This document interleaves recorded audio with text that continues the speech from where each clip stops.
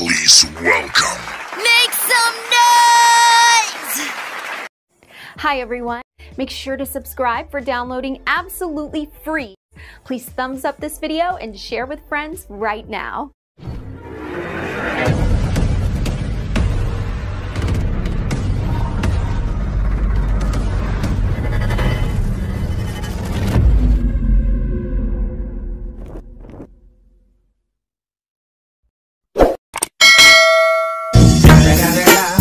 It's the motherfucking Eagle Double G. Snoop Dogg. I'll be back. Welcome back din guys. Bali, yung nga po. Dumating na yung ating order na red sweets. Yan, bali kinabit na rin po natin. Kaya nga lang guys, medyo nahirapan tayo. Ihat natin dito yung camera guys. So, ayan na po siya guys. Di bali, naikabit na natin siya. Ayun. Focus natin. Sobrang hirap nga guys dahil sa ayun, sa lamesa na napaka-nipis guys. Then ano talagas nakakaroon tayo pumutong ng mga nakatatlo tayo ng ganito guys. Gawa nga ng hindi pala siya pwedeng mainit ng matagal dahil sa yung ating panghinang guys ay ito. Masyadong mataas yung kanyang wattage guys, kaya pumuputok siya. Masakit pa nung guys kapag nandun na sa loob, pag inihinan ko na saka siya puputok. Kaya ang ginawa kong diskarte, inilabas ko siya saka kung ko inihinan sa labas dito sa ano, ilangat ko itong dalawang wire. Then nanghiram tayo guys ng ano, ito soldering iron na 30 watts lang. Yun ang mat sa kanya, hindi siya ganong umiinit. So i-assemble muna natin guys, tapos saka natin i-testing. Ayusin natin yung camera natin.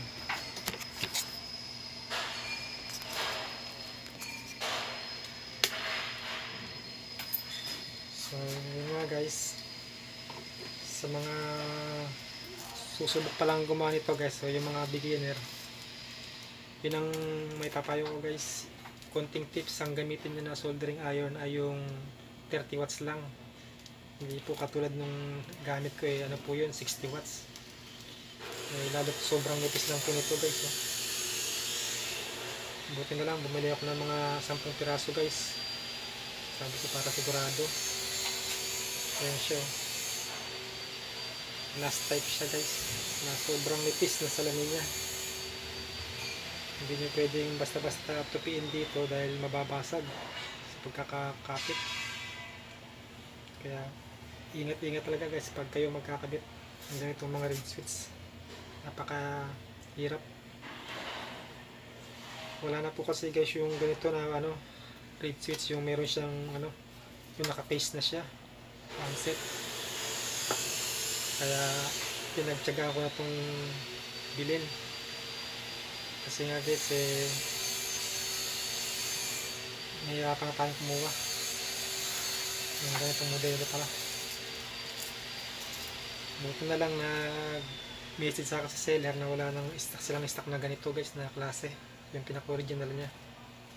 Ang meron na lang sa kanila mismong last type, kaya ginamayan ko na guys para sigurado. So ayun nga, hindi nga ako nagkamali guys, nakailang putok tayo ng ano, ganito red switch, pero at least meron pa rin tayong tira guys.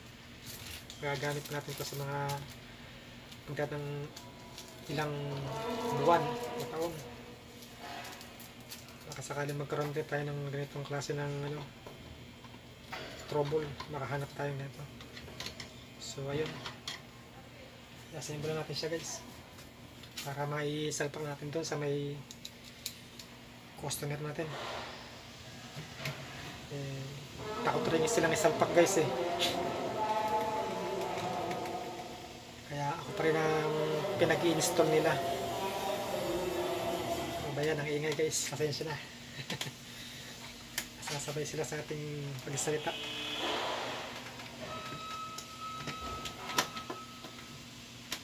Yan, gano'n lang kasimple guys.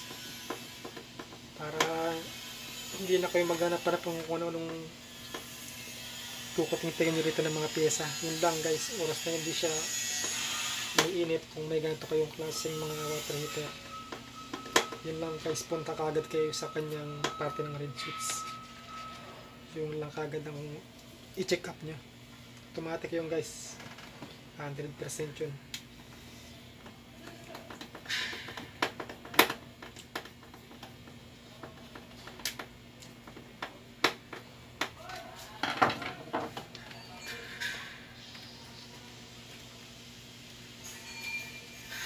Basta ganoon lang guys, ingat-ingat lang kapag kayo nang magre-repair o susubukan yung mag-repair ng ganito. Palagi nyung hugutin yung kanyang plug pag mag-testing kayo.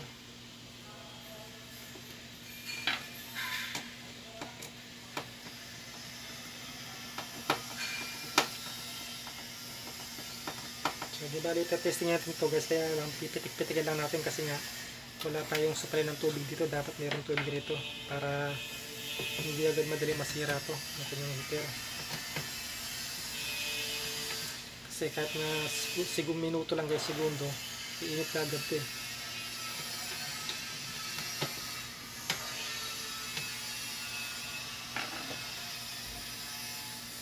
So yan, ito yung kanyang lock guys, nakabit natin yun.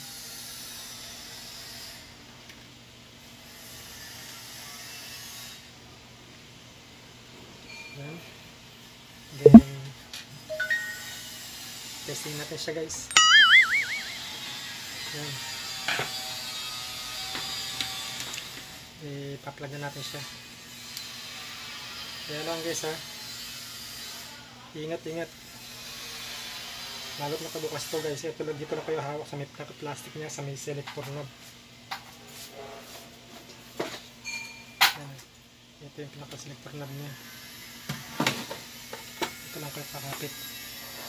So plug natin guys, sasaglitin lang natin. Pakita lang natin yung kulay yellow na ano, ilaw niya.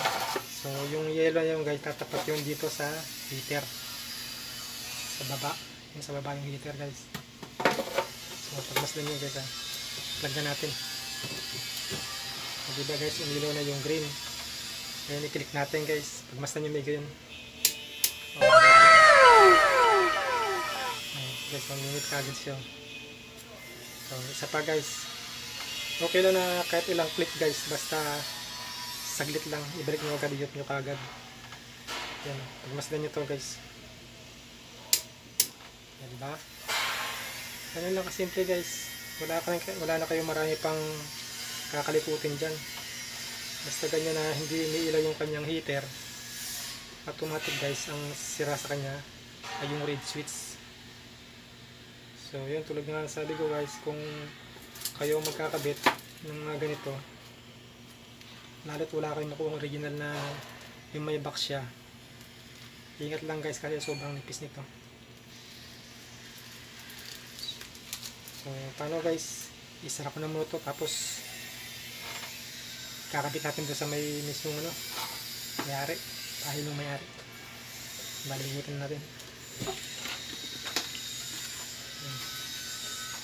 Tapos natin ito guys, kanyang switch. And then dali lang naman ito guys, oh. Ni-snap lang doon, then isang tornilyo lang ang kailangan natin.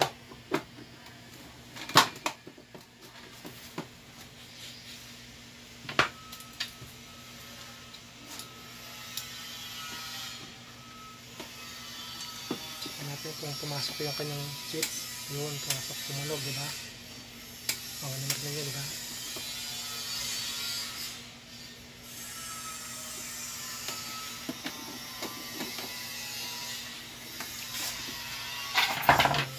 Testing ulit natin guys, para makita natin ng personal na nakakabit na siya. Nasa natin. Nakikabukas siya guys dahil ilang araw din tayo nagante sa may pyesa. So yun guys, so naka-off siya. Plug natin. O diba guys, automatic nakailaw na yung kanyang green LCD.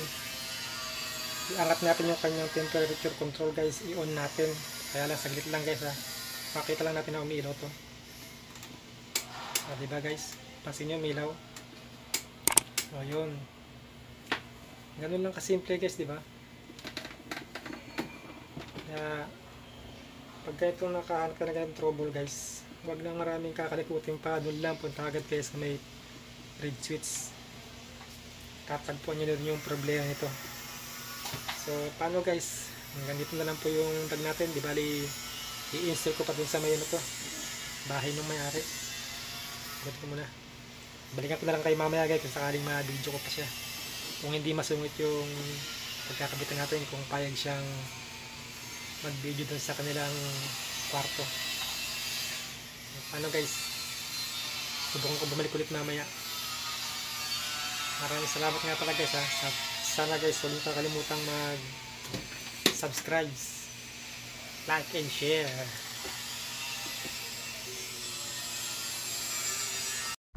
O paano, salamat sa panonood nyo. Abangan nyo yung mga susunod ko pang video ha. Ayan mga chong, nakikita nyo? So may idea na kayo. Ngayon kung hindi pa kayo nakakapag-subscribe dito sa channel ko, subscribe na kayo and hit nyo na rin yung notification bell. Kasi marami akong kwento na ikakwento ko pa sa inyo dito sa channel na to. Okay? Sana nag-enjoy kayo and talagang ma-action yung aking naging video today. So, till next time. Ciao!